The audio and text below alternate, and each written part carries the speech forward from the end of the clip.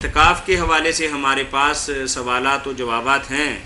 تو جیسا کہ کل ایک صاحب نے آپ سے پوچھا تھا کہ کیا عورتیں گھر پہ اعتکاف کر سکتی ہیں یا مسجد، تو آپ نے بہت خوبصورت جواب دیا کہ ہونا تو مسجد کے اندر ہی چاہیے اگر باپردہ ہو اور ساری کوئی انتظام اچھا ہو تو کوئی بات نہیں، مسجد میں ہی ہونا چاہیے. چلیں. تو بھائی کا سوال یہ ہے کہ اعتکاف ہے کیا چیز؟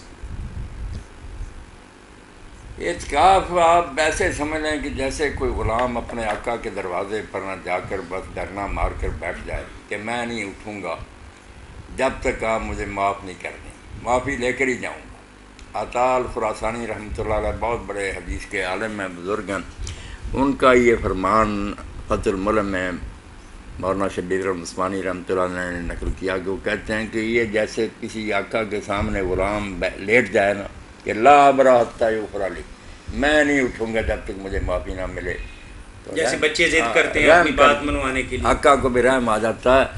تو یہ بالکل دنیا والوں سے کٹ کرنا آدمی پھر اللہ کے گھر میں ڈیرا لگا لیتا ہے. مگر ہونا ایسا ہی چاہیے کہ جیسے قبر میں کوئی ساتھ نہیں ہوگا اسی طرح کوئی خیمہ لگا لے، اس میں اندر بیٹھ جائے.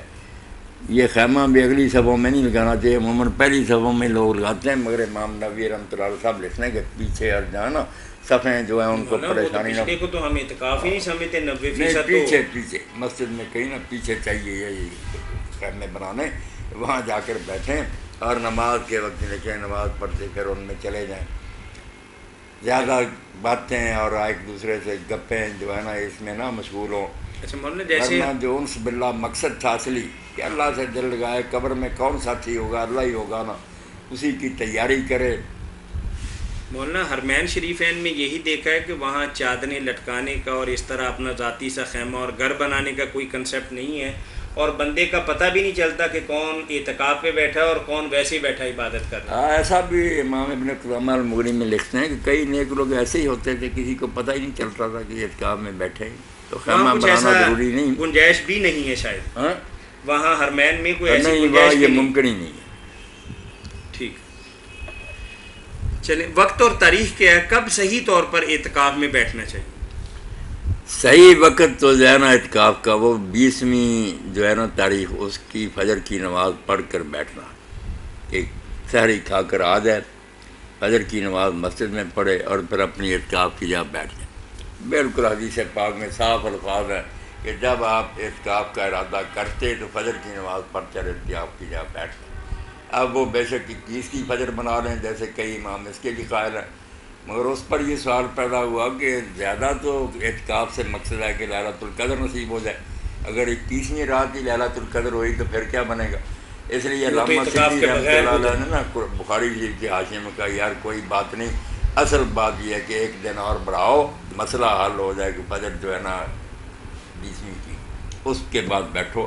اب تو بریلوی حضرات جو بندی سارے قائل ہو گئے، کتابوں میں لکھ لیں مگر کرتا کوئی نہیں. اچھا، 20ویں کی فجر سے بیٹھنا چاہیے. چلیں. اور اگر امام ابن حزم کی مانے تو 19 کی فجر کو بیٹھنا چاہیے. انہوں نے تو بالکل یہ کہا کہ 19 جو روزہ حضرت اس دن ہی فجر نماز کے بعد، یعنی شہری 19ویں کھائی اور مسجد میں پہنچ گئے. ان کا اس بارے میں اور ہی نقطہ نظر ہے نا جو حضرت ابو سعید خدری رضی اللہ عنہ نے بیان کیا ہے، اس کی طرف بھی ہمارا دھیان نہیں ہے کہ رسول اللہ 10 دن کا اعتکاف کرتے تھے. اب ہو سکتا ہے کہ اگر 29 کا مہینہ ہو تو 10 نہیں ہوئے، 9 ہو گئے. اس لیے وہ کہتے ہیں 20ویں رات داخل کرو، اگر 30 ہوں گے تو چلو نفل ہی ہو جائے گا، اور اگر 29 ہوئے تو 10 تو پورے کر لینا. اس لیے انہوں نے بالکل ٹھوس بات کہی ہے کہ یہ لیلۃ القدر بھی تاک جو ہے نا اس کا شمار مہینہ ختم ہونے پر ہوگا.